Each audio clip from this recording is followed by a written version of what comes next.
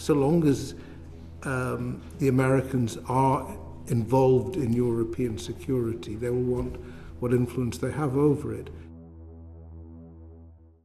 In your opinion, how credible is that suggestion that the US may give up the role of SACEUR or try to combine SACEUR with the role of Africa Command as well?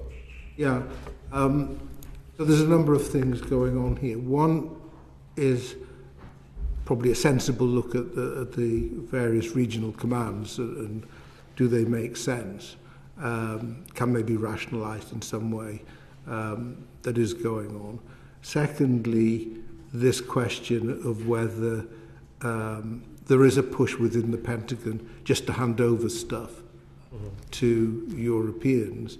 And of course you had the last Ramstein meeting, which is about donating to Ukraine.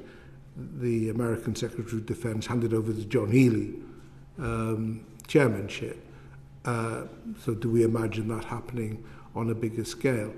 I think it would be a tremendous shift for the Americans to hand over the commands. Now, if you're, at some point, if you're cutting your forces below a certain point, then it'd be very hard to explain why you're holding on to the commands. So these things are bound up together. But I think you'll see tremendous pushback in the Senate and certainly in the Army. Armies don't like giving up command posts. Ours, the UK doesn't, because it's part of the way you manage the careers of your best people, and you don't want to be excluded. And I think so long as the Americans are involved in European security, they will want what influence they have over it.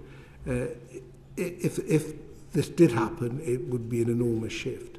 And how the integrated command would be handled in those circumstances would require massive adjustments.